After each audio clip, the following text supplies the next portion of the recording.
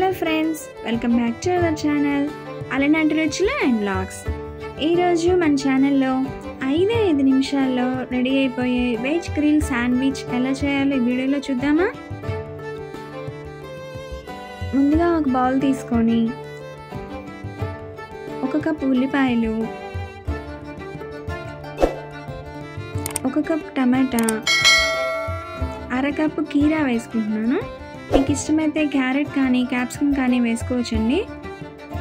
దీని తగినట్టుగా ఉప్పు కారం వేసుకుంటున్నాను.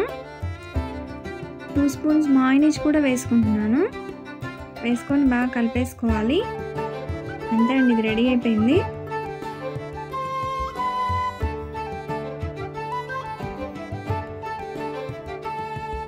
ఇప్పుడు ఒక 4 బ్రెడ్స్ తీసుకుంటున్నాను.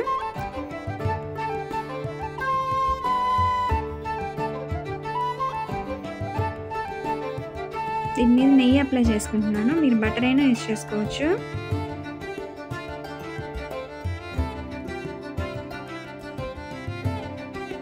తర్వాత టమాటా సాస్ కూడా వేసుకోవాలి. టమాటా సాస్ కూడా అప్లై చేసుకోవాలి.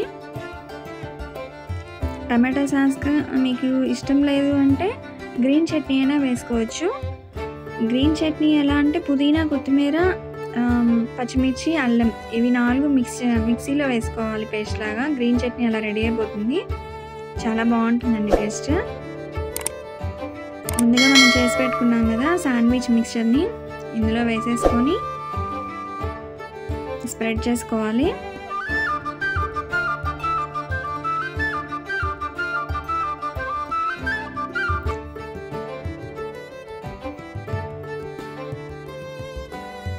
క్లోజ్ చేసేసుకుంటున్నాను.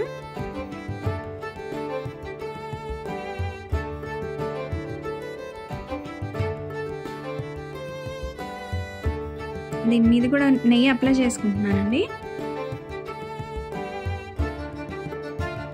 ఇప్పుడు శాండ్విచ్ మేకర్లో కూడా నెయ్యి అప్లై చేసుకోవాలి,